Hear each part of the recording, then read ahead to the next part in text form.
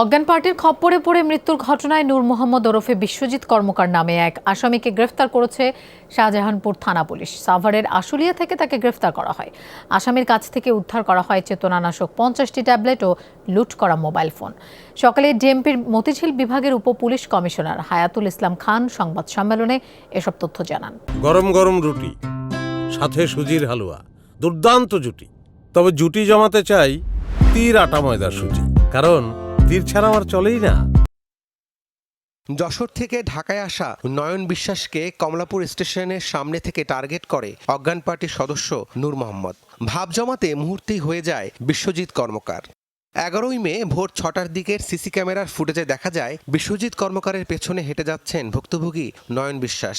মাঝে দুজনে কোমল পানীয় পান করে উঠে পড়েন রায়দা পরিবহনের বাসে। এরপর চেতনানাশক খাইয়ে নয়নের মোবাইল ফোন ও মানিব্যাগ লুটে নেওয়া হয়। পরে ঢাকা মেডিকেলে চিকিৎসাধীন অবস্থায় মঙ্গলবার মারা যান নয়ন বিশ্বাস।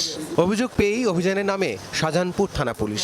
সাভারের আশুলিয়া থেকে গ্রেফতার করা হয় নূর মোহাম্মদ ওরফে বিশ্বজিৎ কর্মকারকে। নয়ন বিশ্বাস যে মারা গিয়েছেন তার কাছ থেকে তার ব্যাগ, মোবাইল, টাকা, অন্যান্য জিনিস নেয়ার উদ্দেশ্যে চেতনানাশক পান করায় সে যখন অজ্ঞান হয়ে যায় তার জিনিসপত্রগুলো নিয়ে পালিয়ে যায়। 2010 সাল থেকে শতাধিক মানুষকে অজ্ঞান করে এভাবেই টাকা পয়সা লুট করে আসছিল নূর মোহাম্মদ। তার বিরুদ্ধে রাজধানীর বিভিন্ন থানায় একাধিক মামলা আছে। অন্য কারো দেয়া স্বল্প সময়ের সম্পর্কে বিশ্বাস স্থাপন করে যে কোনো ধরনের খাবার বা তরল জাতীয় পানীয় আমাদের অবশ্যই পরিহার করা উচিত। অজ্ঞান পার্টির এমন ঘটনা রোধে রিমান্ডে এনে জিজ্ঞাসাবাদ করা হবে অভিযুক্তকে। চক্রের সাথে আরও কেউ জড়িত থাকলে খুঁজে বের করা হবে সবাইকে, জানিয়েছে পুলিশ। সম্পৃক্ততা আছে কিনা খতিয়ে দেখতে পারে। রাব্বি সিদ্দিকী, যমুনা নিউজ, ঢাকা।